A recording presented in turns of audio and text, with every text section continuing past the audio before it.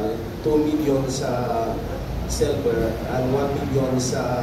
So, you less assured for 6 million. We know kung sa Senate mayroon din ganong cash incentives. Hindi ba ako sigurado kung meron ng incentive? Sigurado ako susuportahan namin yan kasi napakalaking karangalan ang binulot sa atin. Matagal ko na nga sinasabi na sariling sikap ang ating mga atleta, hirap na hirap. Nakita natin mga problema ni Ubien, ang ating mga basketball amateurs, lahat ng athletics natin. Parating sinasabi na ang PAGCOR ang susuporta pero mukhang kulang pa talaga.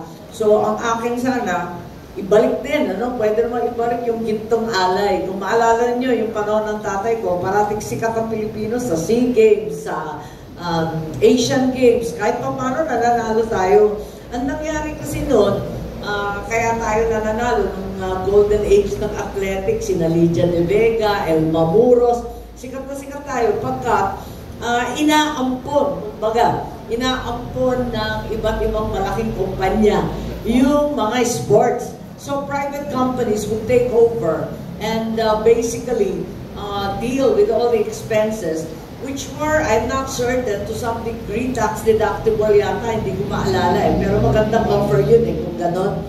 At naalala ko, si Danting Coangco ng San Miguel, siya ang punong abala kapag basketball, si Bobby Benedicto, at yung mga grupo ng Asukol sa swimming, at pati na rin sa golf. Iba-iba eh. Naghati-hati sila ng sports. Parang inaampon nila. At sumikat ng todo yung ating sports. Pati yung golf, pati yung bowling. Kung ano ay napasukan natin ng panahon na yun. Madam Senator, just another follow-up. You may... Napakaraming priority. Ito nga, yung flood control. Hindi natin maintindihan. Tapos kinakapos din tayo kahit sa pagbibigay ng relief. Kaya importante siguro na talagang spirit of bayanihan katulad ng ginagawa ng Federation of Chinese and Filipino Chambers na kusa na lang sila na tumutulong. Kaya sana ganun din sa sports kasi kumbaga lagi na lang last priority yung sports. Madam Senator, just another... You made mention about the gintong alay of your father, the great Ferdinand Marcos Sr., si Apo. So, meaning to say, dahil ngayon, itatalakayin ng both houses of Congress the 2025 proposed national budget, are you going to support para i-increase natin talaga yung budget ng gobyerno para sa sports, para at least sa susunod pang mga international competition, eh, hindi lang siguro 2 gold ang may iuwi natin?